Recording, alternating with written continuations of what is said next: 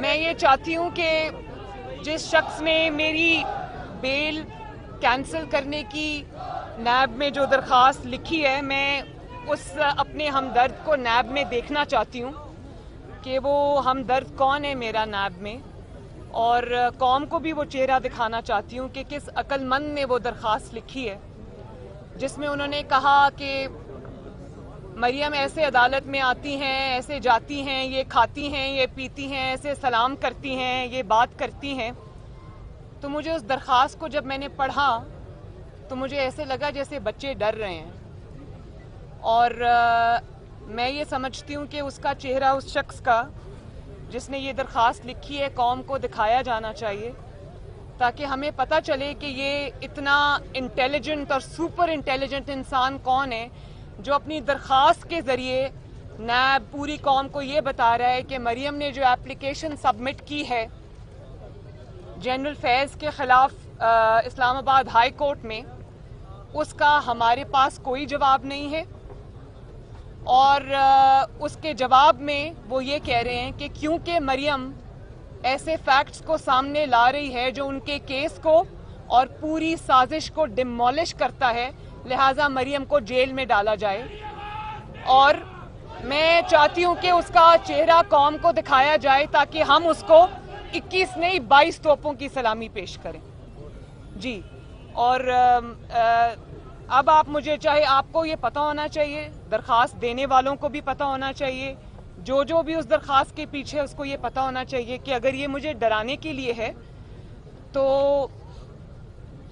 آپ کو یہ علم ہونا چاہیے کہ اللہ کا شکر ہے میں نہ آپ کی گرفتاری سے ڈرتی ہوں، نہ آپ کے جعلی مقدمے سے ڈرتی ہوں، نہ آپ کے جعلی کیسز سے ڈرتی ہوں، نہ میں نیب سے ڈرتی ہوں۔ اور یہ اگر وہ سمجھتے ہیں کہ وہ اس کے ذریعے مجھے ڈرا لیں گے تو ان کی بھول ہے۔ بالکل انشاءاللہ تعالی مجھے اس سے کوئی فرق نہیں پڑتا، آپ کریں مجھے گرفتار، کریں میری بیل کینسل، تاکہ دنیا کو پتہ چلے کہ آپ سچ سے کتنا ڈرتے ہیں۔ میڈم یہ بتائیں کہ ایک جلسے میں آپ نے کہا تھا کہ نواز شریف نے جو 2 ابھی سلیکٹڈ اور سلیکٹرز ایک پیج پہ ان کے ٹکڑے کر دیے، اب 2-3 دن سے وہی ششوپن جاری ہے، تو کیا آپ لوگ کامیاب ہو گئے اس ایک پیج والے کو توڑنے میں؟ سچ کو ایک نہ ایک دن سامنے آنا ہوتا ہے، سچ کو آپ کچھ دیر کے لیے طاقت سے دبا تو سکتے ہیں، لیکن the truth has to prevail، and انشاءاللہ تعالیٰ وہ دن دور نہیں ہے۔ بلکہ نواز شریف صاحب نے جب یہ کہہ دیا تھا کہ میں نے اپنا مقدمہ اللہ تعالیٰ پہ چھوڑ دیا، تو سب سے بڑی طاقت اللہ تعالیٰ کی۔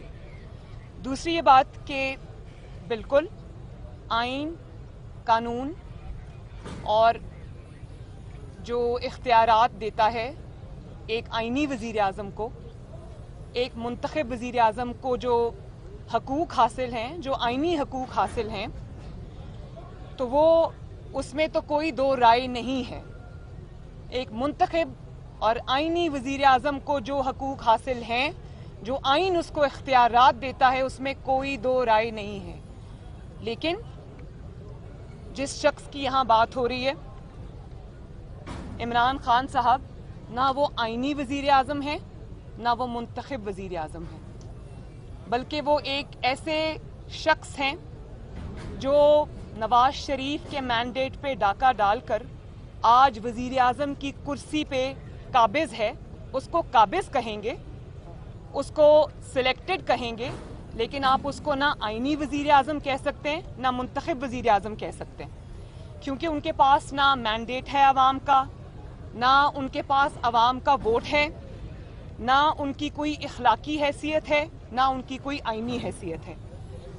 ہاں، ایک شخص جو کہ وزیر اعظم کی کرسی پر قابض ہے، وہ بجائے اس کے کہ آئین اور قانون کے تحت معاملات کو چلاتا ہو، وہ جادو، ٹونا، جھاڑ پھونک، حساب کتاب کے ذریعے ملک کو چلا رہا ہے۔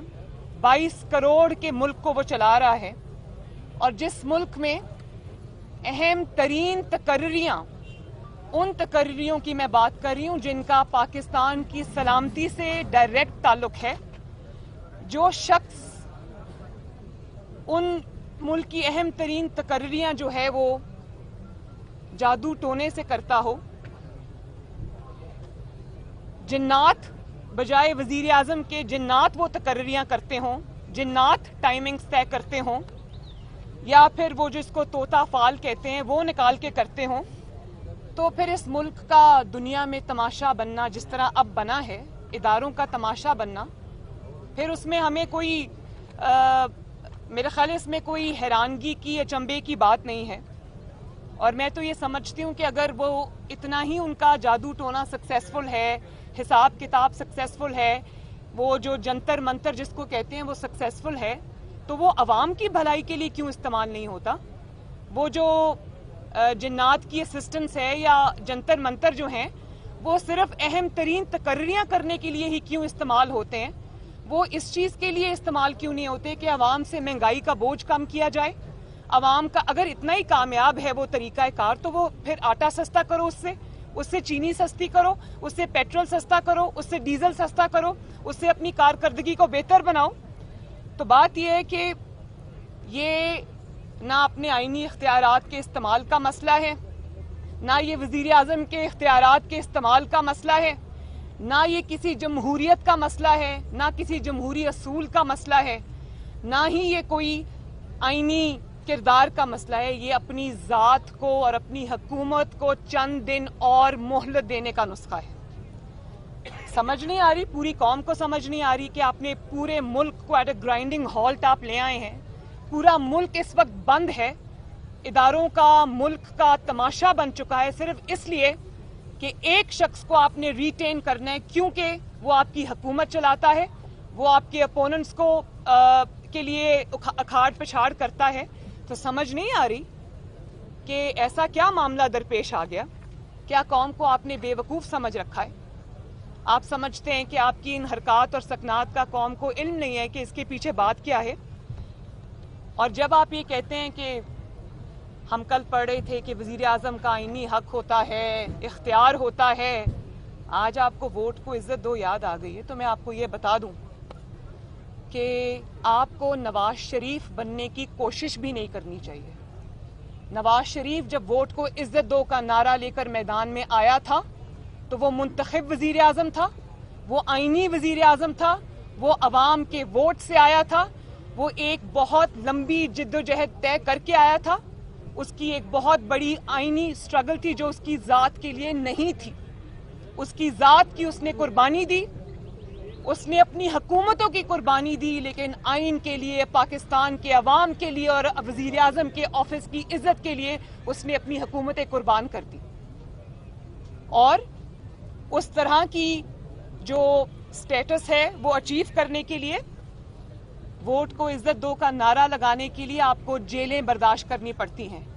आपको मैं डिक्टेशन नहीं लूंगा कहना पड़ता है और फिर उस पर कायम रहना पड़ता है।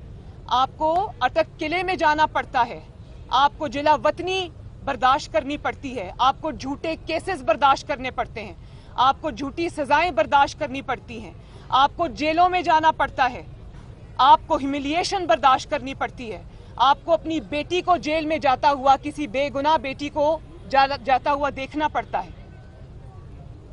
तो आप इमरान खान साहब से मैं ये पूछना चाहती हूँ कि उनकी सियासी पहचान क्या है, उनका सियासी तशख़्ख़ुस क्या है?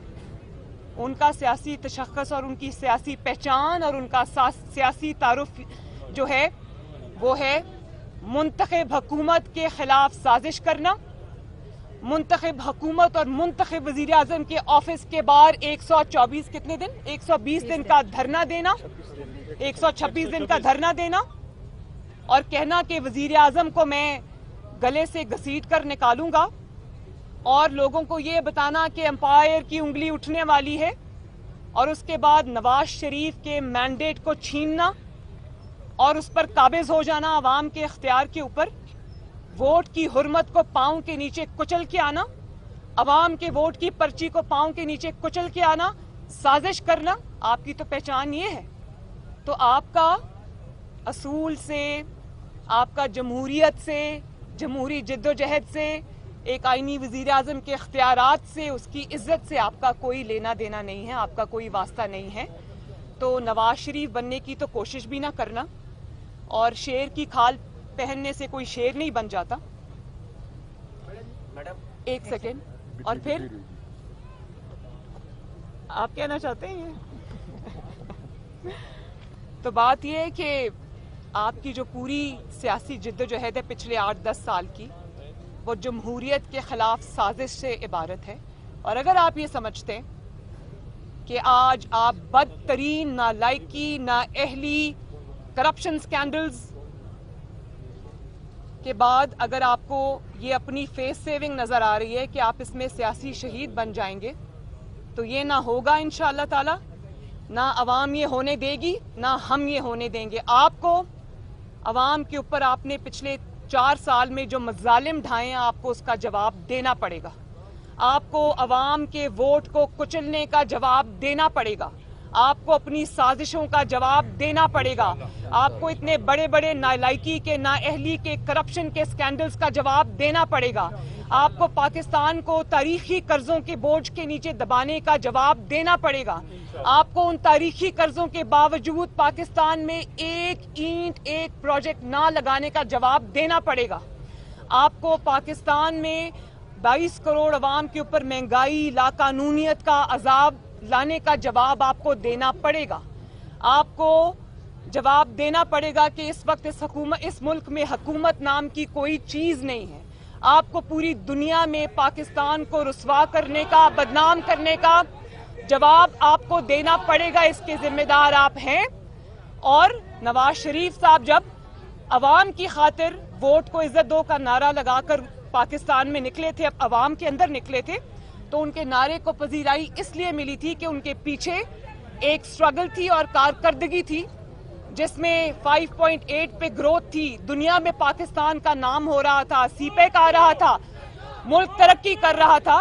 तो आपके पास तो ये सब नहीं है। और अगर आप इस बदतरीन कारकर्दगी को छुपाने के लिए इस वक्त कोई ऐसा नारा नवाज शरीफ की तकलीद में लगाना चाहते हैं, तो आई एम सॉरी, ये अब नहीं चलेगा इंशाल्लाह। मतीउल्लाह साहब, एक मिनट मतीउल्लाह, एक सेकंड, ऐसे नहीं।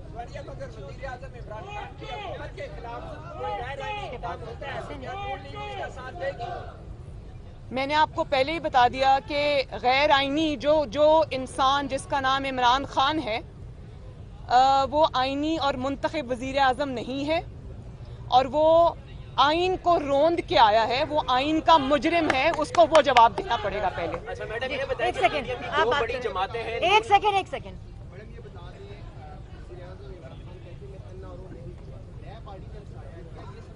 मैं मतीउल्लाह जान साहब आपकी बात में थोड़ा ऐड भी करना चाहूंगी कि ना सिर्फ ये कि मुस्लिम लीग नून की जो जिद्दोजहद रही है वो इमरान खान जैसे शख्स के खिलाफ है, बल्कि अब मुस्लिम लीग नून अवाम के साथ मिलकर ये जिद्दोजहद करना चाहती है कि आइंदा कोई शख्स भी इमरान खान की तरह मोहरा बनकर सामने ना आए और इस किस्म की डेमोक्रेसी से, जिसको डेमोक्रेसी का चेहरा बताया जाता है, उससे अवाम को हमेशा के लिए निजात मिले।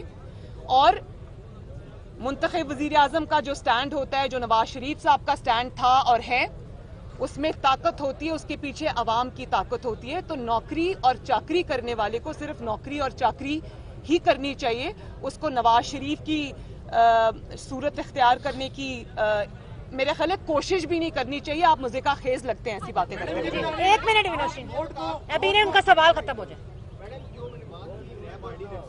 क्या आप नैब ऑर्डिनेंस को सुप्रीम कोर्ट में चैलेंज करेंगे, और अगर शहबाज शरीफ ने हुकूमत से इत्तेफाक कर दिया, आपकी हिकमत अमली क्या होगी? ये मैं पार्टी इसका जवाब देगी। जी आप अच्छा मैडम, ये बताएं एक कि पीटीएम की दो बड़ी जमातें हैं, नून लीग और जीएआई, वोट कारवान के मामले पे इख्तलाफात हैं, जिसपे नून लीग की नहीं, कोई इख्तलाफ नहीं है, कोई इख्तलाफ नहीं है, सिर्फ फाइनल फैसले का इंतजार है।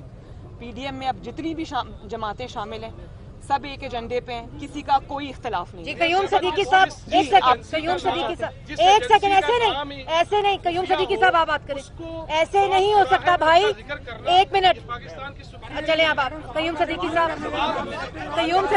आप बात करें। जो एजेंसी खुफिया हो और उसके मामलात चौक चौराहे में जेरे बहस आने लग जाएं, इससे पाकिस्तान की किस कदर सुर्खी देखते हैं आप? जब आप जिन्नात के जरिए ये सब कुछ करेंगे तो फिर तो यही होगा। कयूम सदीकी साहब बात करें। آج آپ کے وکیل جو ہیں عرفان قادر صاحب، انہوں نے نیب سے یہ کہا کہ وہ ڈاکومنٹ دکھا دیجیے جس سے مریم نواز بینیفیشل اونر ثابت ہوتی ہے، لیکن آپ کی جو گزشتہ درخواست تھی جس میں جنرل فیض کا ذکر تھا پولیٹیکل انجینئرنگ کا، اس پر انہوں نے کچھ بھی کہنے سے اعتراض کیا ہے. یہ مصالحت ہے یا لیگل حکمت عملی؟ میرا خیال ہے کہ میری درخواست جو ہے وہ اس میں کوئی ایمبیگوٹی نہیں ہے، اس میں نے کھول کے ایک چیز بیان کر دی ہے.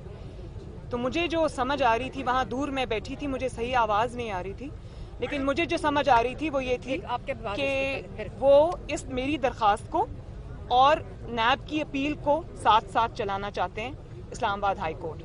تو جب میری درخواست پہ بحث شروع ہوگی، جب وہ بحث کو اوپن کریں گے تو دودھ کا دودھ اور پانی کا پانی ہو جائے گا آپ کے سامنے.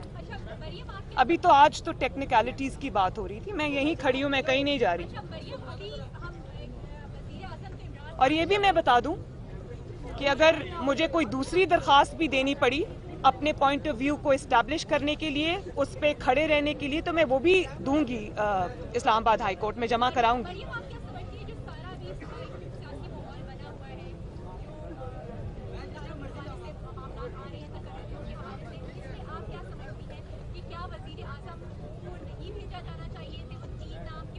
میں نے آپ کو اس کا جواب دے دیا ہے نوشین، میں نے آپ کو دے دیا ہے کہ یہ اگر اپنے آپ کو حکومت اپنی بچانے کے لیے ہو رہا ہے، اور اگر آپ کی ٹائمنگ اوپر نیچے ہو رہی ہے کیونکہ جنات کچھ کہہ رہے ہیں اور آپ کا حساب کتاب کچھ کہہ رہا ہے، تو ایسے لوگوں پہ سمجھ نہیں آتی کہ انسان ہنسے یا روئے کہ یہ کوئی چھوٹا ملک نہیں ہے، یہ 22 کروڑ عوام کا ملک ہے، اور 22 کروڑ عوام کی قسمت کا فیصلہ اس ملک کے اندر جو سب سے زیادہ وائٹل اور امپورٹنٹ فیصلے ہیں، اگر وہ اس قسم کی طریقوں سے ہوں گے تو اس ملک کا اللہ حافظ ہے. تو کہ آپ بات کر رہی ہیں ایک ہفتے سے کہاں بتا رہے کہ سربراہی کا جو معاملہ ہے وہ اٹکا ہوا ہے، اس پر آپ عمران خان کے موقف کی حمایت کریں گے؟ میں نے جو بات کرنی تھی میں نے کر دی. آپ بات کریں. آپ نے جو بات کی پولیٹیکل انجینئرنگ کی، یہ 2016 میں ہوئی. آپ 5 سال بعد اس معاملے کو ہائی کورٹ میں لے کے آئیے. میڈم 5 سال کے انتظار آپ نے کیوں کیا؟ آپ کی تو انفارمیشن بالکل غلط ہے. سوری، آپ کی انفارمیشن غلط ہے. یہ جو واقعہ ہوا تھا جس کو میں نے اپنی درخواست میں کوٹ کیا ہے، یہ 2018 کی بات ہے. 2018 جی نہیں، یہ میرے کیس سے متعلق ہے. الیکشن میں جو ہوا وہ پورے قوم کے سامنے ہے. مجھے اس وقت سزا ہو چکی تھی، اور سزا کے بعد یہ بات سامنے آئی. میری سزا کے بعد، ورڈکٹ کے بعد یہ بات سامنے آئی، پروبیبلی جب میں جیل میں تھی، تو اس وقت یہ بات سامنے آئی. تو پھر مجھے اب اپیل کے ذریعے یہ سارے حقائق ایک ریلیونٹ موقع کے اوپر سامنے رکھنے تھے، میں نے رکھ دی. آخری سوال. جی، آپ کی درخواست پوائنٹ نمبر 22 ہے کہ بے نظیر بھٹو کو بھی اس طرح کا کلپ دیا گیا تھا آڈیو اسکینڈل میں. اس میں جسٹس قیوم اور اس وقت کے جو احتساب کمیشن کے چیئرمین تھے سینیٹر اب آپ کے ریلیٹو بھی ہیں، ان کی آڈیو لیک ہوئی تھی، سینیٹر سیف الرحمان صاحب کی اور اس وقت کے جسٹس قیوم کی. اگر عدالت جنید صفدر کے اب فادر ان لا ان کو بلاتی ہے تو وہ آئیں گے، اور آپ اس چیز کو کنڈیم کریں گے کہ اس طرح کی آڈیو لیک ہوئی تھی کہ بے نظیر 7 سال بہت شکریہ. ایک تو اس کا فیصلہ ہو چکا ہوا ہے، دوسرا میرے کیس سے متعلق مجھ سے بات کریں آپ ٹائم. Thank you.